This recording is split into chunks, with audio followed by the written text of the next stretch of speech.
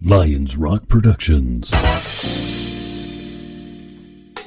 This is Jay This Moore. is Greg Proops. This is Bryce This Vine. is Dexter from The This Offspring. is Nathan This is East. Sebastian Younger. This is Rick This Marotta. is Stuart Copeland. This is Mick Gillette. This is Andy Summers. This is Dr. Bob Greenberg. This is Gabby Reese. This is Rob Bell. Hey, this is John Leon Guerrero. Hey, and this is Pete A. Turner. Listen up, everybody. This is John J.R. Robinson, and we are listening to the Break It Down Show. Please enjoy. And now, the Break It Down Show with John Leon Guerrero and Pete A. Turner. John Robinson is a doting grandfather, a devoted father, a somewhat rabid Chiefs fan. Oh, jeez. And it happens to be the most recorded drummer in the world. So, or in the known universe, as far as we can see it. And I guess technically even the unknown universe. And even the unknown universe. And we don't say that lightly because we love Hal Blaine. But we are sitting around the bar because that's what we do. That's right. Hey, thanks for having us. Hey, welcome on this beautiful, cool Friday, July weekend. And, you know, this is the first day I've fired up the air conditioning, so we are in one hell of a heat wave. But welcome, all three of you guys. And, this is fantastic. It's good to have you in my home. Yeah, we got Niko, flying co-pilot. You know, I brought him because he has a fascination with vinyl, and I figured that you two would share that fascination and enjoy it. Are you still doing Vinyl Night? I stopped doing the radio show because of business reasons. And that's all I can kind of say. Sure. Doggone business reasons, man. I know how hard it is to do a radio show, financially, finding sponsors. I think my concept was really good. And I got about 32 interviews out. It was fantastic. And it was fun. I got people to say things they would have never said before. Yeah. And it's fun, you know, like now I'm on the other side of the glass with you guys. Yeah. I was on the other side of the glass with these guys. And I finally got to figure out how to pronounce Bruce Swedien. Yeah, Bruce Swedien. Hey, or as Quincy calls him, Svensk. We also learned how to say Neil Peart. Yeah, Peart. Because of sitting on this side of the thing. We had another drummer on, and he's like, no, you got to say Peart. And he was the guy that he had to know. That was his thing. It's not Pert. Yeah, right. Yeah. So we've corrected ourselves and got straight. That's a shampoo. But we're wandering around this place, and this is a great house. You walk in, and the first thing you see is just drums, far as you can look, and a red velvet rope. And then if your sight line wanders up, there's just a row of gold and platinum awards all the way around this place. And some of the great records that you played on by the Brothers Johnson, David Lee Roth, Rufus and Shaka Khan, David Sanborn. Is the whole show going to be you doing the list? Because you could. I know, I could just keep going. We were looking at Pandora, and we thought there should be a channel here called Shit John Robinson Played On. Well, you know, ironically, I listen to Pandora every afternoon before I fire up the vinyl. Because, you got to have that digital, that 0 and 1. It needs to touch you to get you back into analog. And Pandora is happening. So I've tried to put my channel in there, and it just doesn't do it. Huh. So what I do is I find the artists, George Benson channel or whatever channel. Yeah. And but then they start veering off. I mean, I'll listen to Coleman Hawkins, and all of a sudden then it'll veer right into a Rufus Shaka tune. I go, there's something weird about Pandora when they do that. But the devices nowadays are all listening to you all the time, and the applications are tracking what you like and what you go back to, and really crafting your experience so that you get all these things that you like. The downside is you don't get as much opportunity to discover new things. And this was one of the real joys about Vinyl Night, was the opportunity to hear guys talk about the things they had done and reach back and go seek those things out and really find some gems that you probably would otherwise have missed. Right. Or that had faded away into time. So, yeah, it's a great concept. What do we do to keep it alive? Well, I probably should go to another station. Mm-hmm. Yeah, I bet Spotify would handle that. And I would need somebody to, I'm so busy at this particular point in my life that, I'll be honest, it took me 3 to 4 days to research one person. Sure. Like when, starting out with Swedien out of the box, and Bill Putnam and then, dealing with Dean Parks. and realizing of this band called Blood Rock out of Fort Worth, Texas. Nobody knew that he was in this rock Right. scenario, you know. Nobody knew he played lead alto in the 1 O'Clock Lab Band. So for me, and I've talked to other hosts that I go, well, how do you deal with it? He goes, well, I don't research anything. I just wing it. And I can understand that, but I was trying to bring something else to the table. Yeah. And it's not to say that, I mean, I own the concept, and it's not to say that this won't come back at some particular point, but it's a lot of work. Yeah. You know, radio is I mean, one of my idols is Tim Conway Jr.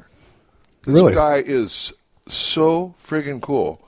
And he's friends of Billy Sherwood, really close. And I've never met Tim, but just how his you know, I would actually listen to his show and then pattern a concept within my divisi, my expertise. We know a lot of people that do that kind of thing. There's a guy who does a podcast called Dissect, and he takes an album, you know, of contemporary music like Kanye or someone like that, and not just track by track, but lyric by lyric, sample by sample, he breaks it down, and it takes him a lot of time to do that. But he follows a pattern of a guy named Dr. Bob Greenberg, who follows a pattern of another guy. Right. You know, so there's this legacy, and that's what we do, right? We take, like, that's how I want to structure it. I'm going to bring some of me in. Oh, I I'm like gonna how this works. Yeah. Yep. Yeah.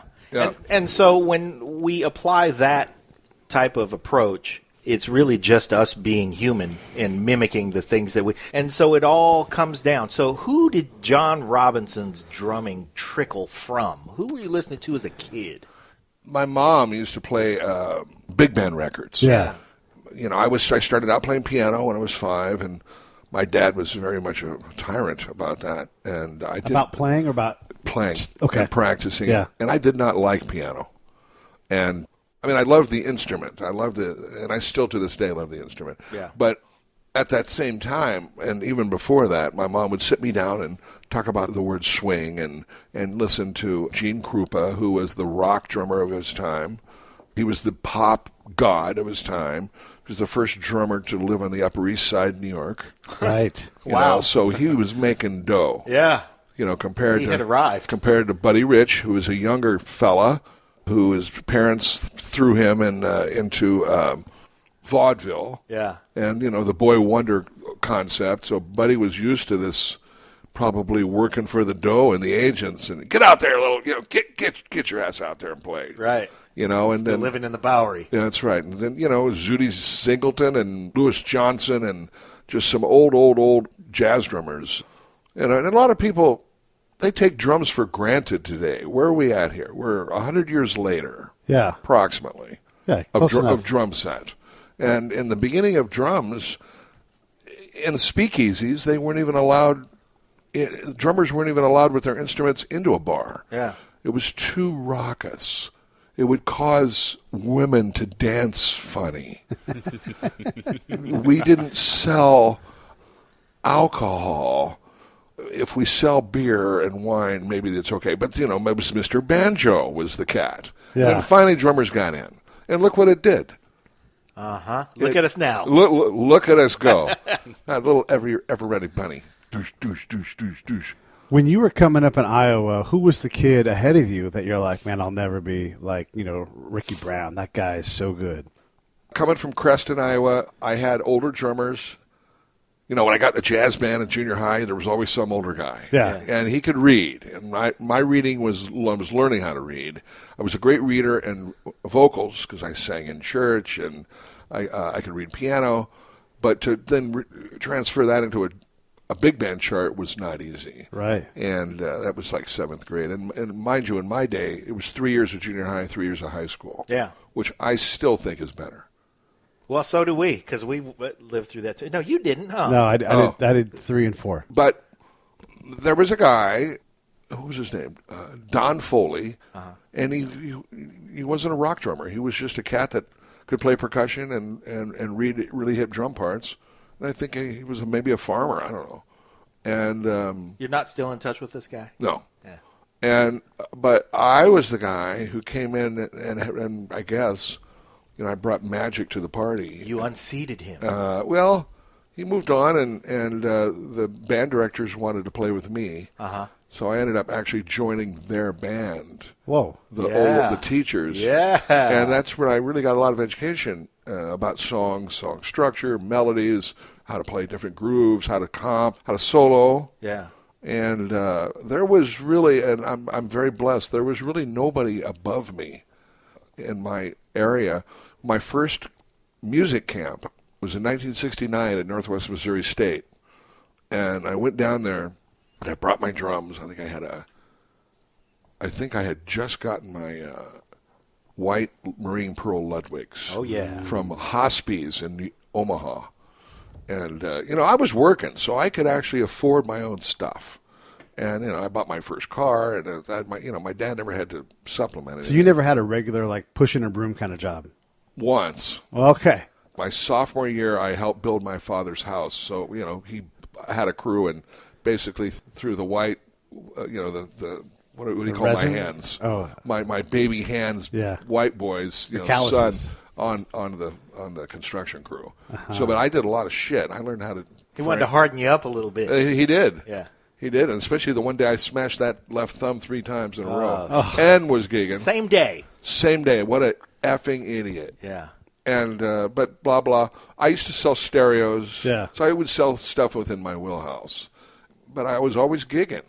I turned pro when I was 10, and I started actually making money consistently when I was 12. I started teaching when I was 12. Wow. So I had about 8 or 9 students when I was 12 to 13 years old, and 2 of them were a 27 and a 29-year-old female, which I thought was kind of interesting. Yeah. I go, That's awesome. What do you really want to learn? There's an ulterior motive. There was, but I was 12. Yeah. So that was another story. That's but a little bit creepy. it was a little bit creepy. So they hung around and they were students of yours for about 6.5 years, and then what happened? Yeah. So You can drive my... No. this is all happening in Iowa, where there Iowa. is not a preponderance of. It's not like there is anywhere you can go. When you live in New York, you can wander into a teacher, Right. and go, "Man, I really dig the way you play. Can you help me out?" Not a lot of opportunity for that in Iowa, so you really had to seek it out. Right, and the best teacher at that point was a guy named Jim Coffin. Right. And Jim How Coffin... far away was Jim Coffin? Way north. He was, if I'm 40 miles north of the, 40, 50 miles north of the Missouri border, he was up in the University of Northern Iowa, which is probably 250 miles. And, Oddly enough, I've been to the University of Northern Iowa. it was a badass In big band Waterloo. school. It's Iowa Falls. Is Isn't that it? Iowa Falls? I think so. Okay, I was visiting Waterloo. Waterloo is very close to But we went to the Marshalltown. University of Northern Iowa because Ragbri was coming through town. Absolutely. And we wanted to go see Blues Traveler. They were playing at the Unidome. Nice. So, but he's all the way up there, and that's... Right, and I told my dad, I had just been studying with a guy named Lionel Foley, who graduated from the University of Chicago as a percussion major with a master's, and he was the one that started me on rudiments. That's legitimate. And in my day, how many rudiments do you think there were? Well, let's see. That day was in the late 60s. This would be early 60s. Early 60s. How many rudiments were there in the early 60s? Not the same number that there are now? No, 26. We've been working... Now there's more. Yeah. Okay, anyway, that's my point, and I'm just going to leave it at that. But, he can't teach me drum set. I was teaching myself drum set through vinyl, listening, buying a record at Woolworths, and they go, Mr. Robinson, your record is in. So you Run had up to and go on your to- bike and get your record. Yeah, but not only were you having to buy records at Woolworths, but you were having to choose records for Woolworths to reach out and get you. Yeah, I don't know how there must have been some sort of a brochure. Yeah, okay. And it must have been more than Woolworths. There had to have been other things. But it's not like they were stocking all the stuff that you were after. Well, rock and roll was really starting to light on fire after the Beatles. And I went crazy. My sister went nuts for the Beatles, but I was like, well, I want Dave Clark 5. It's a drummer's band. Yeah. So I have, and in that collection, I have all the Beatles records. Well, not all, most of them, and all Dave Clark 5's records. All right. Yeah. Original. And I went and saw Dave Clark 5 in 1965 at Veterans Memorial Coliseum in Des Moines. And it was fantastic. It was just, you're 9 or 10 years old. Yeah. It's like, whoa. Yeah. Blown away. And but so you find your niche, and you're looking. I go, wow, I'm really into Cream. So we had a Cream band when I was 12. So Of course you did. Come on. Did you have a big fro? I did, no. It was like more of a, you get in trouble if you had long hair when you were 12. Yeah. So what do you do with a Cream band when you're 12 and you're in You play in Creston the summers. Yeah. Try to find gigs to play. And there were places to play. They were in the Battle of the Bands were every summer. Sure. It was kind of a cool thing. And I'll be honest, how many musicians, let's just say loosely that word, not good musicians today compared to 1966? I mean, it has to have multiplied times 1,000. Yeah. Sure. Or more. And when I grew up, there weren't that many guys that were learning rock. I remember when I was even younger, and rock and roll was an art form, was in its infancy anyway. That's right. It was all new, and everybody was trying something. I remember we heard about this high school rock band, and the drummer had an 18-inch floor tom. Oh. And I went, oh my God, I need to go see it. I've never seen an 18-inch floor tom before. Yeah. So we go find the guy, and the guy was a short dude, and I go, this floor tom looks just enormous around you. It was some Ludwig thing, and I go, can I hit it? It's like, boom. I go, oh, this is really cool. Just the passion. Yeah. When my first bass drum is still sitting out there, that 1940 Ludwig, which took a while to get back from X1. But I remember getting like the second Ludwig set, which is a '66 Champagne, and having enough money to change the heads, and then you open the shells up and smell the shells, and you're trying to learn how to do a drum head, and just all this passion. Yeah. That was part of. Those were the days. Well, and hopefully in my mid to approaching elder days, the passion is still there, and it is. Yeah. Well, I wouldn't say that you're in the midst of the autumn of your life. I mean, I think you have many, many years to continue to play and to give us great music, but you have plenty of experience now, and you live a different life as a drummer than a lot of guys. You live the life that a guy who's paid years and years of dues gets to live. I mean, when you're on the road with Barbra Streisand, you're not staying at Motel 6s. No, but we're not staying at her hotel either. Yeah, no, that's true. If only.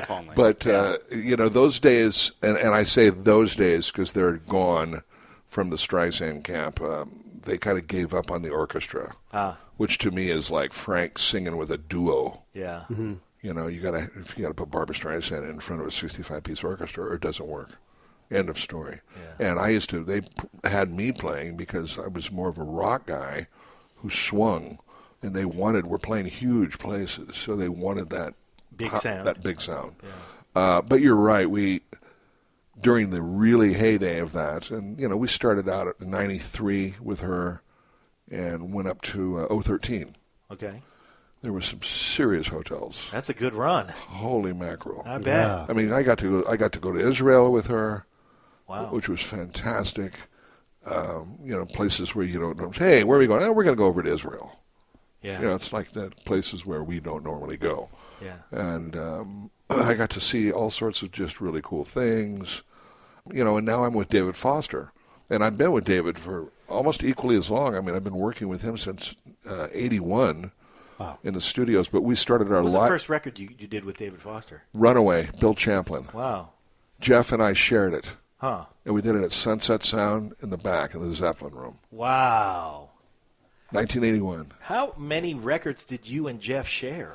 A bunch. Yeah. He was such a nice cat, and he had no problem with me coming into town. Matter of fact, I came into town in May of 1978 with Rufus, and we were signed to Mark Hartley and Larry Fitzgerald, and Toto hadn't been signed yet. But Jeff was still working. He was working with Cher. And a couple of, weeks into my... As for our listeners, our uninitiated listeners, we're talking about Jeff Porcaro. Yes. And Jeff was doing a live gig at the Hollywood Bowl with Cher. And me personally, she didn't really float my boat with my musical taste. even though I know that there's this huge history with Dean Parks being MD for Cher's live TV show, and the Picaro guys and everybody in Toto was in the band, and it was really this cool, tight-knit situation in the 70s. But I got a call from Jeff, and Jeff goes, man, I got a problem. Can you take my gig over? And I was still kind of loyal to the Rufus guys and trying to stay under the radar in 1978. And I said no. And, it's that kind of thing where you go in, you hear what he's playing, you read the stuff, and you nail it and get out. Yeah. And I was like, You weren't into it. not at that particular month Yeah. of time. So, but he was always gracious with me, and we did a lot of stuff together. Then, ironically, later, they got signed to Fitzgerald Hartley. The same management, so they had both us. Yeah. It was really cool. Yeah. Well, you and I met originally at a NAMM show in like 1989. Damn. The first time I met you. And that was also the first time I met Jeff Porcaro. Wow. And he was terrific. I can't even remember what he was doing. He was playing something for Pearl. Right. And it was back when the booths at the NAMM show had a booth set up. Sweatbox. Playing in the sweatbox. And, man, this booth was probably the size of a single shipping container. Uh-huh. And there were probably 150 of us crammed in there because we wanted to watch what was going on and what Jeff was doing. And then afterwards, we just stayed in there sweating, and he talked to everybody. And he was just, it was one of those experiences where I knew I always loved his playing. I loved his playing with Boz Scaggs and everybody else. And then after that, I just thought, man, I couldn't have imagined. I was a kid. I was right out of high school. And I was just thinking, I couldn't imagine him to have been a nicer guy. So to hear that you guys got on like a house on fire is not surprising. But what is surprising is how many artists chose his playing and also chose your playing. And so that really kind of shows that there is an overlap in feel there that somebody's looking for. Definitely. That you guys both embodied. Yeah, that's a great analogy of that. And I've not really heard it put that way before, but it makes total sense. And yeah, during that heyday of the 80s, and then the 90s started breaking down, I think. But that heyday, producers, generally there'd be one producer, and certain artists were then multiplying with other producers. Yeah.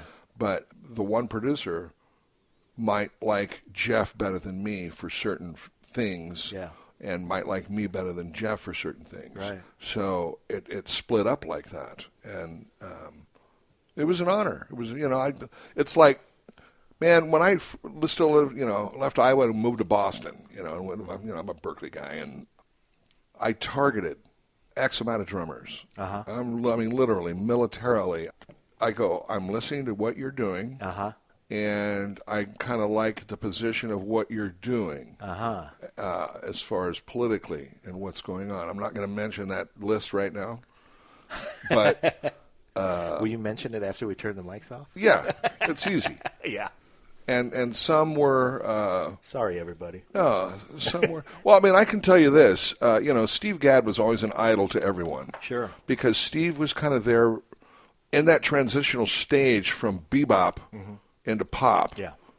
And my teacher, Ed Sof, was at that same exact point of time. However, he was choosing bebop over pop. And I always felt it because Ed did move to New Haven with his wife and was thinking about becoming a studio drummer. Yeah. And he chose not to do that.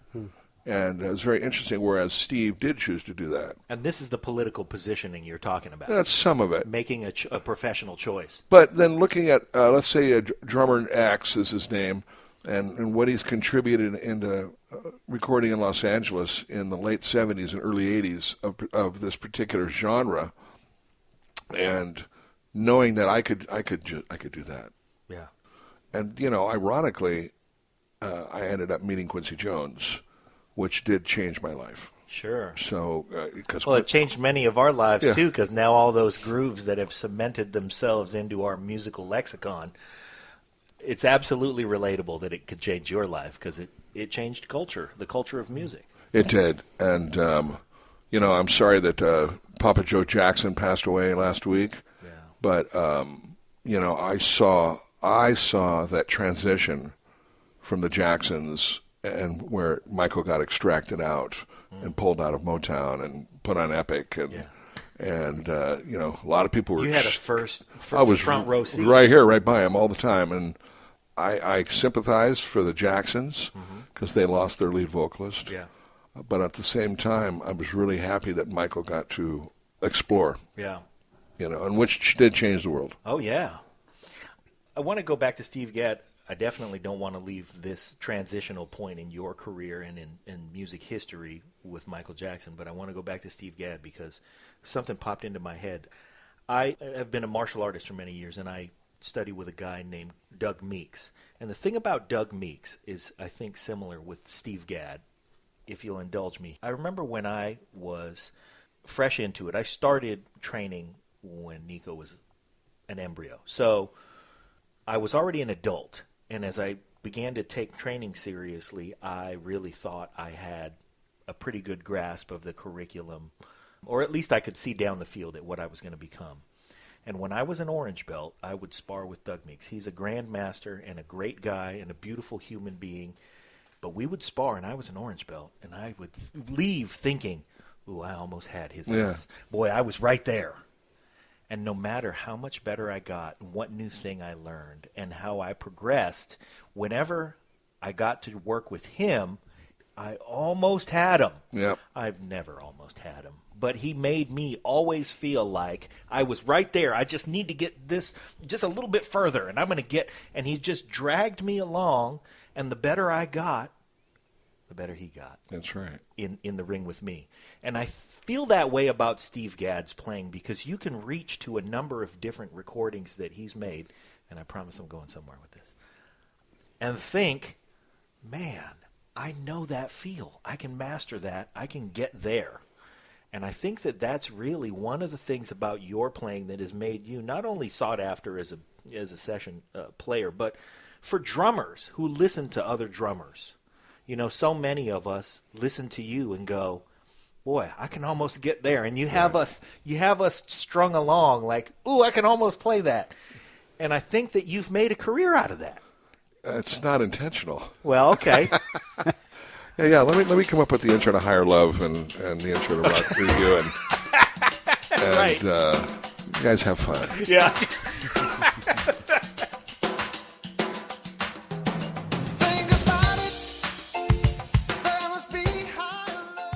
Okay, there's that. Or let's play Flat-Footed.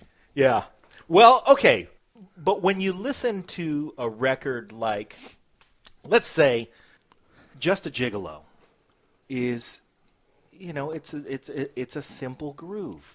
All the stuff that you're doing that make that groove special are buried in the subtleties. Yeah. And for a young player, if he wants to learn to swing a little bit, he can put that on and go, okay, I can follow along with this. It's not until you've played it for years and you really start to get into it and you really start to expand your own playing and the subtleties that you start to realize, I'm not playing this shit right at all. Right. And I think that's the magical thing about your grooves, Jeff's grooves, Steve Gadd, is that they serve our bass nature. They have a backbeat. They really get us to feel what we're feeling. And then when you dig deep, deep in the weeds, then you find the stuff. Right. But until then, they're always approachable. If I listen to Billy Cobham and I'm a young drummer, I might go, I need to give this instrument up. Well, he is definitely, by the way, I'm doing a tribute to him on Sunday night radio on another Okay. competitive show. But Billy's always been a dear friend, but I have to tell you something. He is probably still to this day the scariest drummer that ever walked this planet. Yeah. How so? I got a football buddy named Jeff, and he's a Broncos fan, and I'm a Chiefs fan, and I always use football analogies, and I said he's the Jerome Bettis of drummers. Uh-huh. And He's a steaming locomotive. Steve power his ass right through something, and think nothing of it. Yeah. I mean, the dexterity thing is a whole other freak. But when I remember just really in love with certain Buddy Rich records. And Buddy Rich records, to me, the best band was Live at the Shea, 1966, that big band record with West Side Story on it. Well, Buddy Rich can play single-stroke rolls better than any drummer ever in the history of the world. But then all of a sudden I started hearing, I got hip to Billy Cobham with a band called, it's a band out of New York on CBS, and I'll think of it in a second. And I go, wow, this is Billy Cobham. And then I finally heard him play single-stroke roll, and I go, this is really, he's like the next thing that's been able to do that. But he's got feel and magic to it. It's not like you're a rudimental drummer. And I got to see Billy a lot, and he and I become very close friends. But Feel and magic to a single stroke roll. Definitely. Yeah. But I heard him in Iowa driving my car, my 1966 Dodge Charger, and I hear bop. You deserve a break today. At McDonald's, we do it all for you. Anyway, there's this bop. Phil, I found out it was Billy Cobham doing a jingle. Wow. He did a friggin' McDonald's jingle. Okay. Anyway, enough of that. I do want to say this, though. Your football analogy brings in Jerome Bettis. One of my favorite things about Jerome Bettis, I read a story probably in Sports Illustrated at some point. And when he gets the ball, right, covers up, he's not looking for the hole. He's looking at the legs of his linemen because that tells him where the hole is about to be. And, he only needs 4 yards. Yeah, and he's going to get half of that by smacking into somebody. Right. But if he can get a hole, then he's going to hit the linebacker, and it's going to be 8 to 10 yards. But he's worried about fast, but he's looking for what fast is going to be. Like, oh, that leg is bent that way. Okay, this guy's going to push, and I'm going to. And so what's the drumming version of that? Because surely there's things where to be fast, it's not just how fast I can swing the stick or whatever. Or right. to have the magic. What are those things that you pick up over the years where you can't explain that until you've done 1,000 carries? Well, that's very interesting. I think my niche in history is I don't want to be like everybody else. I don't want to be anything like these guys. I want to have great time. So what I do is I encompass or employ the time element into whatever then I'm going to output. And, you take a guy like Billy, who's just this technological wizard, he's almost a freak. It's great. But you and I both know if we time align all this stuff, he's playing on top a lot of the times, and that's just part of his deal. Ed Sof, when I interviewed him, and he talked about my time, and he talked about his time, and he goes, man, I'm just a jazz drummer, small group drummer, and a big band drummer that plays on top of the beat. I go, he crushed me by that phrase. I go, you're my fucking idol. Yeah. I always thought you had this great thing, and as I listened to him and listened with Clark Terry and Woody Herman, he is on top of the beat. Yeah. That's the nature of the music. Huh. So he's serving the music. Nature of the music. Yeah. If there's even getting to all the robot, perfectly lined up Daft Punk stuff, there's a nature to the music. Yeah. They like the human quality with great time that lines up with their programs. And I think that was the magic of how that worked with me and Nathan and Niall and Paul Jackson. Yeah. Wow. So that was one thing. And there was another single that came out by The Weeknd called I Feel It Coming. Okay. And then I ended up doing that 2 years later at Henson. And we did a couple of grooves. God knows what they turned into. So one of them was a hit. So, Let's be hosts for a minute. That Jerome Bettis question was really nice. Thank you. I really like the way that worked. That was nice. But I think that if we expand on that into doing a record like Daft Punk, you're talking about inserting the human element to where we like machines. And Stuart Copeland said something about how, all this work that we do as drummers, and it turns out that when you go to a club, what everybody's moving their butt to nowadays is done by a machine. But there is still a human element and a place for that human element. So when you're looking for that buckle in the knee or something, there are things that you can do that are on purpose, and then some things that you're going to do that are just, let me just insert my time, and that is the human element. Is it just that you sit down in the chair and you go with it, or is there anything deliberate about your approach to playing with a record like a Daft Punk record? That was definitely unique and extremely deliberate, because I was hired. I wasn't hired because I was a robot. Yeah. I was hired because I'm a human. Yeah.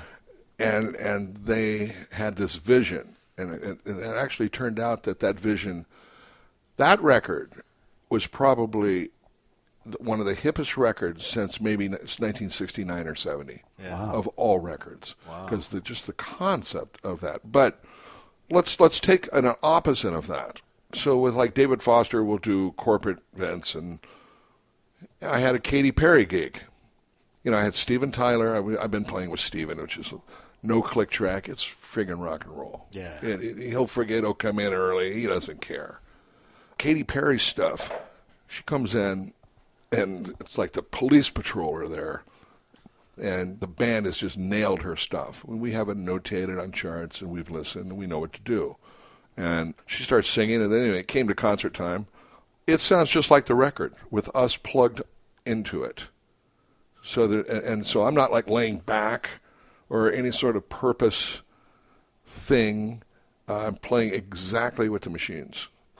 With my human element, though, which does add something, because when I hit the snare drum, even if it is technically straight up and down, not laid back, it's going to sound better than whatever the hell machine they programmed. Yeah. Why? Because it's just a human attack on an acoustic instrument. What's the something? You made this.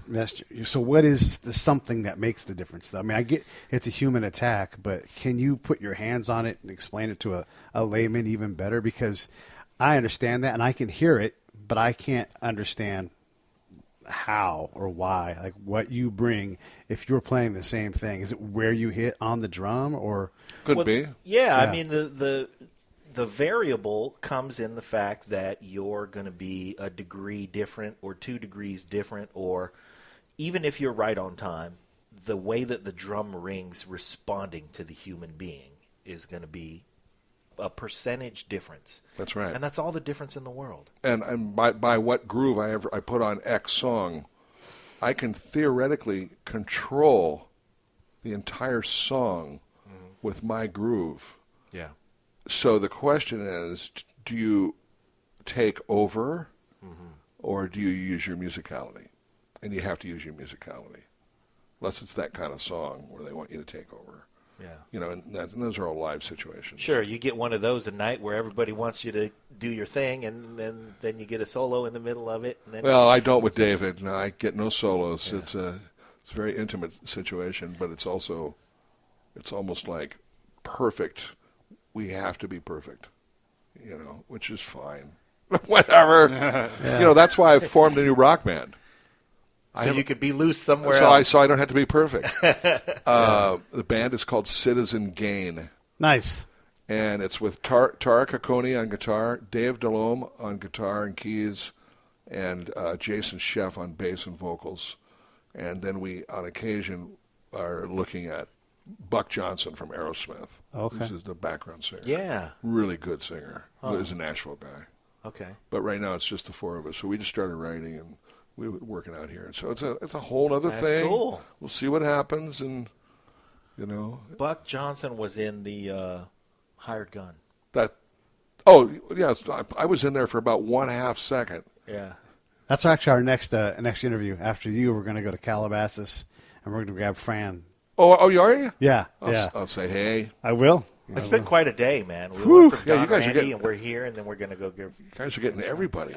Yeah. We're trying. But I've got on hold. We're playing 5 nights at the Blue Note So that'll be nice with David. Because this whole thing now is turned into an intimate thing. It's just drums, bass, and piano. Wow. And Pro Tools and three amazing singers. Huh. I'll plug them. It's Shalea Frazier from Stevie Wonder, Pia Toscano from J-Lo, and Fernando Varilla, who's a Florida guy, Puerto Rican dude, who I work with a lot. Just an amazing singer. And it's you and David Foster and Nathan. No Nathan. We have a guy from New York named Charlie Rosen, who has his own big band in New York, and he's the kind of guy. He was a younger Berkeley guy, kind of guy that plays everything. You just kind of want to beat him, Yeah. Just stay with the And he piano. plays everything well. Plays everything pretty damn well.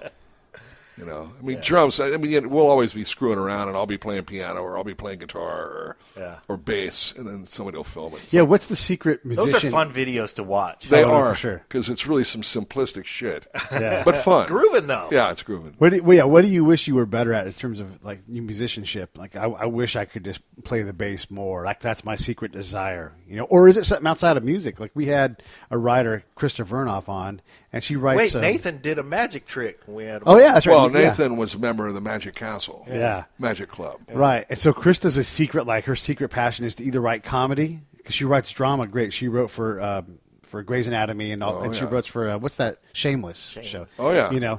So, but she's like, but what I want to do is write comedy, but I can't. Like, I'm no good at it. And what I really like to do is, because she sang on like a little ship tour thing, you go around the lake. Cruise ship. Yeah, she did one of those kind of things.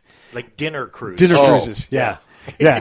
It gets But- better. That's like Yeah. like right below that cruise ship line. So her and like one of her friends, Right. like her mentor in writing, they go every now and then to his house, go in the basement, plug in, and play shitty and play loud, and they love it. Yeah. So what's your thing like that?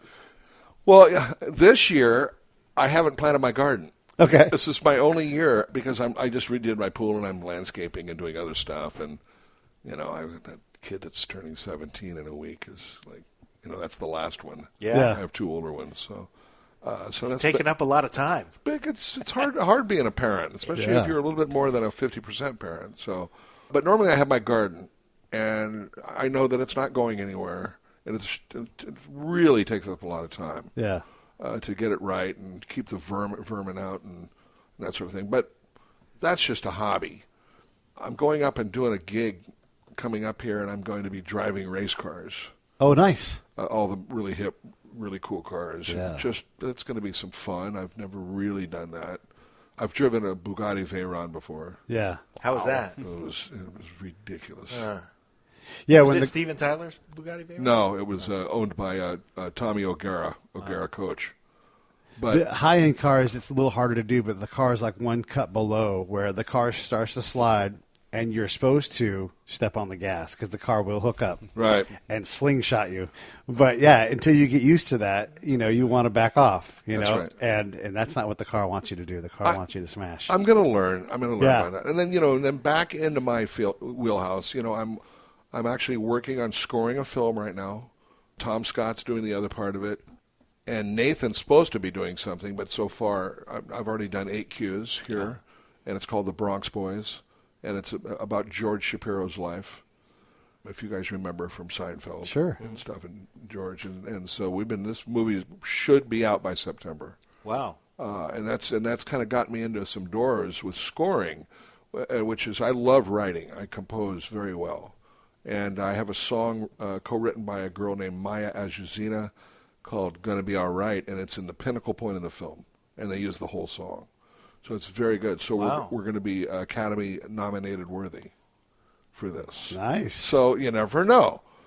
Wouldn't that be funny if you were playing in the Academy Award orchestra and you were up for an Academy Award? Yeah, wouldn't it?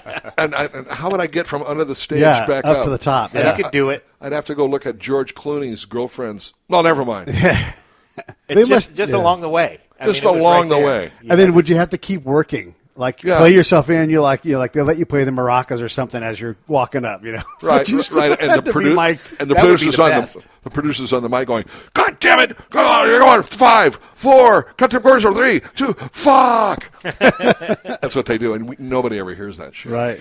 It's the Oscars. Boy, what a tough gig that is. Woo. Well, okay, two things. Our friend Derek Jones is the bass player in Ka, which is at the MGM Grand. Oh yeah. And so whenever I go to Vegas, well, he used to live there, but he doesn't anymore. So whenever we go to Vegas, we go catch Derek, and we'll go down.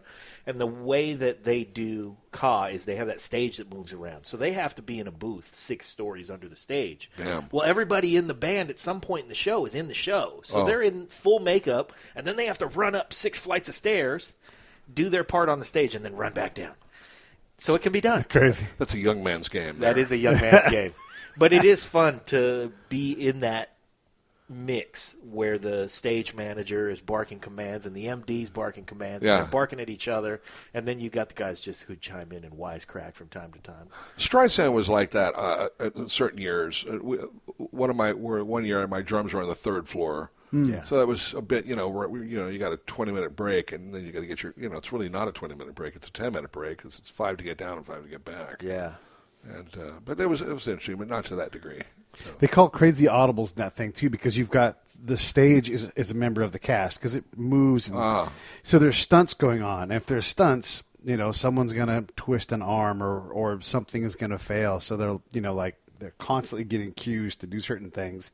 But everybody's so professional, no one's panicking. Right. It's like hang in 30 seconds, and then you're just like they all know what to do. And it's amazing that they're able to do that. And the audience doesn't even know that somebody broke their leg or whatever the issue is. Oof. Yeah. Hey, Live. I asked Rick. Live. I asked Thousands Rick of shows. Marotta about his reading. Yes. I said, "Can you do that Academy Award gig?" And he said, "I can read well enough to get fired from that gig." Oh, it was well stated. There's a Rick Marotta story. Besides my 30 years, I was at Yamaha. We did all those groove nights, and it was really quite exceptional. But I have a new home with DW for the last 12 years, and it's been great. Yeah. Isn't it funny that 12 years ago it can be new? Yeah. Well, I'm trying to. John Good lives literally right over there. Oh, no kidding. Yeah, a stone's throw. He's one of my best friends. But we did a commercial for Nike, and it was me, Vinny, Rick Marotta, and Greg Bissonette. Wow. And it was, I think, for that wheelchair. It was for the '84 Olympics. Yeah. And you guys might remember the commercial. And they had all of us drummers facing each other like that. And Rick, I love Rick, but there was some notes put in front of us, and with some odd times. Oh. And it was Rick plowed through. Yeah. But it was 4 drummers, which is very cool. It was a very similar concept to what we do with Hans Zimmer, with Superman and Batman versus Superman, where we used a minimum of 9 and a maximum of 16 drummers. Wow. Which was very interesting. That's a lot. So it's a lot of confusing, where is one? Yeah. Yeah. One moves around. Yeah, well. But it can't. There's weird. many stories to tell about that, but when you hear the end result, it's great. Okay. I don't remember that commercial. I would have remembered that commercial had I ever seen it. Oh, the old Nike commercial. Yeah. You So know, now you we're going to were have to young. dig it up. It was '84. Yeah. And I think it was with, I don't know if it was Rick Hansen or the wheelchair guy. Yeah. But it was us 4 drummers playing. Well, it's out there. We'll just look it up on YouTube. Someone had it on a VCR tape somewhere and put it up. Okay, cool. Watch it. We're trying to get Greg Bissonette on the show. And he's very cordial, but he's very busy. So he had yet to say yes. Oh. And then we were at the Roland thing. Right, I couldn't get there. Yeah. And, like I said, he was really cordial. Yeah, one of these days, guys. And then we were in the hallway, and I had to get out of the way because somebody was coming down the hallway.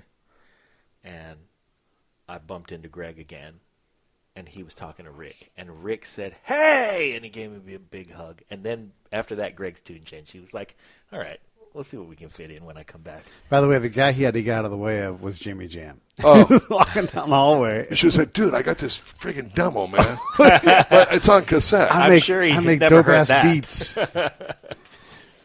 Well, that's, competition. Drummers, I think, we all love each other, but we're also competitive. Yeah, sure. Well, because usually there's only one chair. You don't get too many of those gigs 16 where chairs. there's 4 drummers. No, 16 drummers were different. But John Good had his, he has the Church of Monday Night Football. And if everybody doesn't know who John Good is, he is the world's greatest drum designer and is one of the owners of DW Drums. And I've done a lot of pre-work for him with, like, the Stradivarius drums that are out. Yeah. My first drum set, which was a spruce demo. It was like he found the spruce and built this set and let me go to town with it before he came out with this anniversary line, the Stradivarius lines. But anyway, we belong to the Church of Monday Night Football. So in football season, every Monday night, if you can, you try to go over to John's house, and there's 40 of us. Yeah. And he does this toast and blah blah. Well, in the summer, his wife Esther has the ice cream social. So she makes like 15 varieties of homemade ice creams. Oh my gosh! For a grand. So this is just last week. It was last week. Yeah. And there was so many drummers there, and we never see each other. Yeah. Ever. And it was Kunkel was there, and Tony Bronigal and Biscara. Everybody's just like, oh, so happy to see each other. Yeah.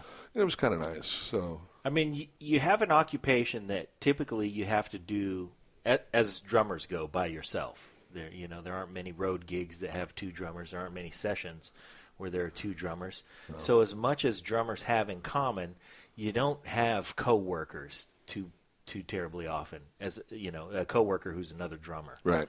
So it's not like if you're a Finnish carpenter. And right. You got your buddy, and he's a cabinet maker, and you're doing the base moldings, and he's doing the cabinets. And, hey, we're meeting on another job. So you're more likely to have a coworker like Nathan or like who's right. Another instrument.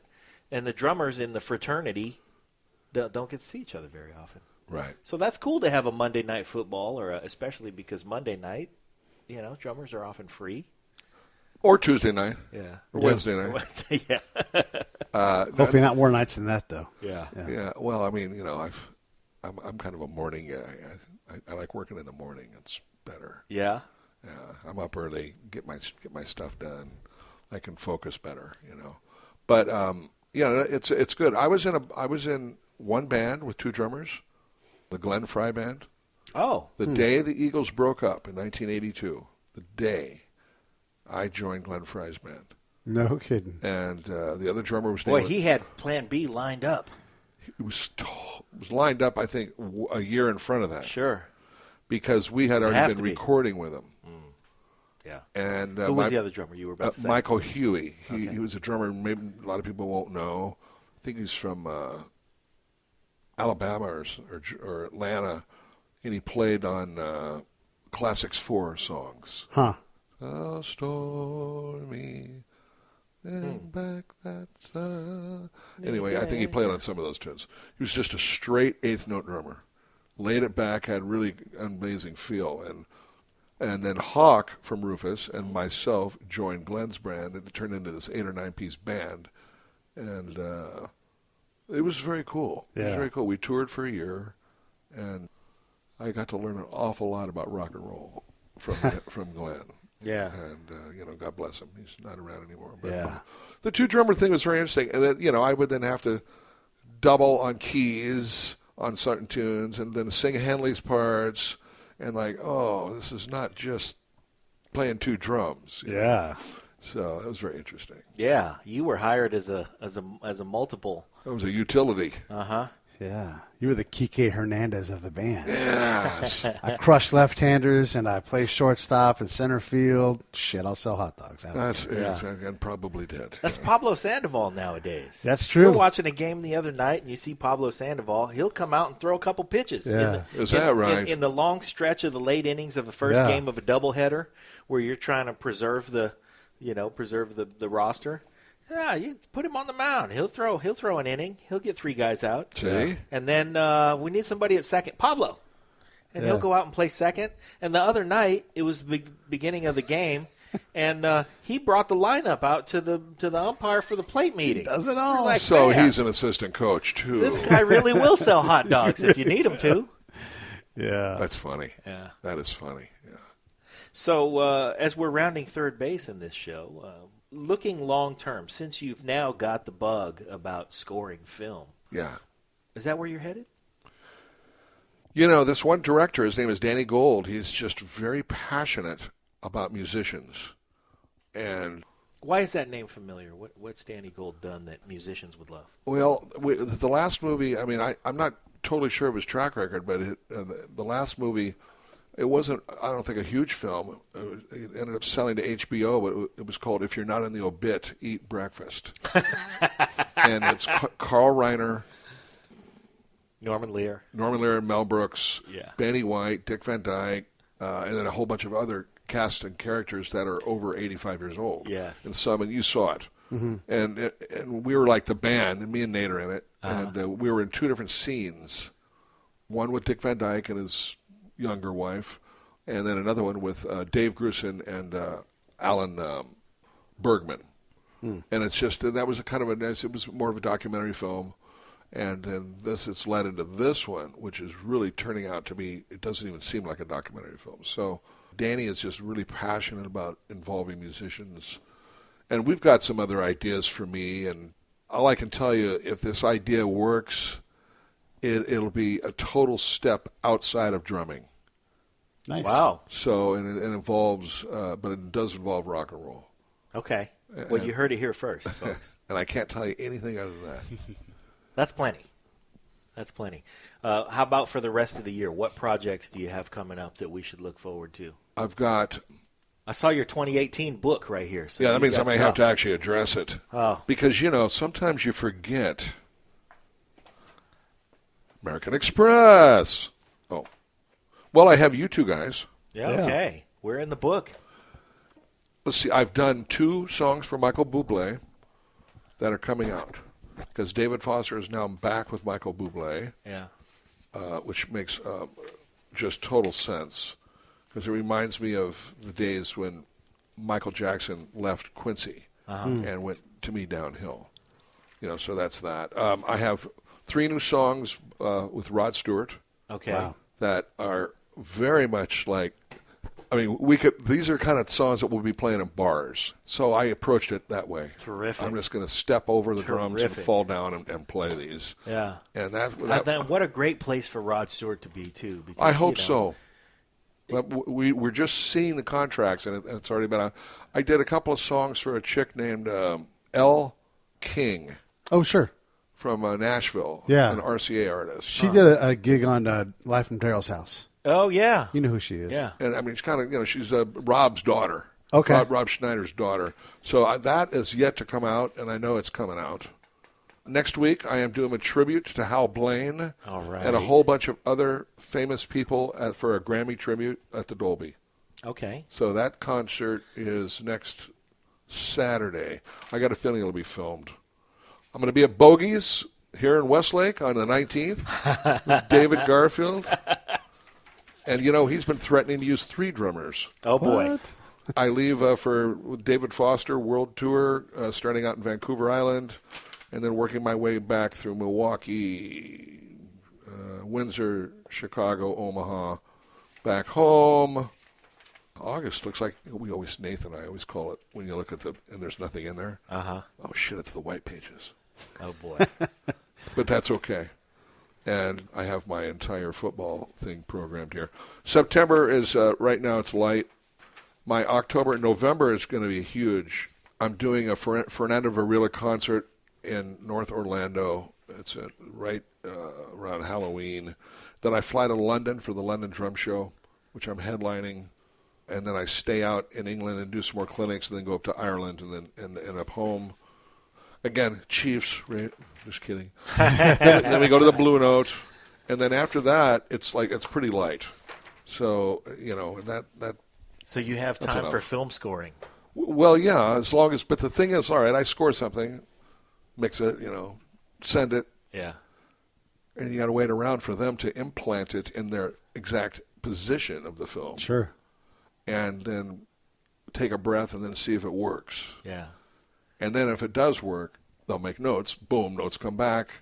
And then so it's this cat and mouse game. Yeah, and you got to go back to it 6 months later, or however long.